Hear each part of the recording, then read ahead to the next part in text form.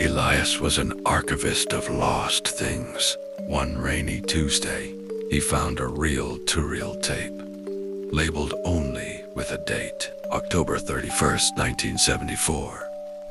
No names, no warnings. He brushed off the thick layer of dust, the cold plastic feeling like ice against his skin.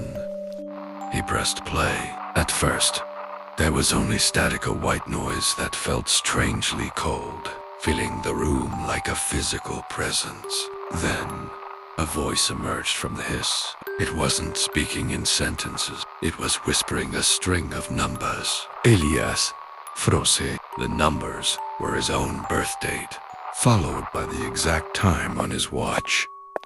The tape didn't stop. The whispers turned into a rhythmic sound. The sound of someone walking on heavy gravel. Crunch, crunch, crunch. The sound was getting louder, but Elias realized, with a jolt of terror, that the sound wasn't coming from the speakers anymore. It was echoing from the dark hallway right behind him.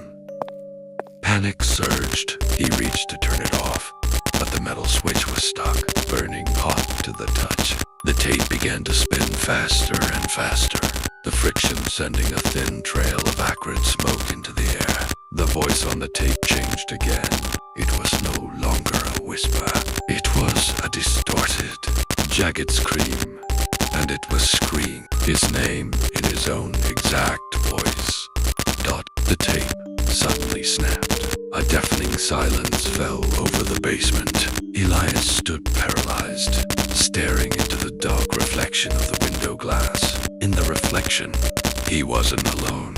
A tall, faceless figure in a black suit stood directly behind him, holding a vintage microphone to the back of Elias's head, recording his every panicked breath. The archives were found empty the next morning. No sign of Elias, no struggle. The only thing left on the wooden desk was a brand new tape, still warm to the touch. It was labeled in fresh ink with today's date, and the sound of a new heart beating could be heard from within the reels.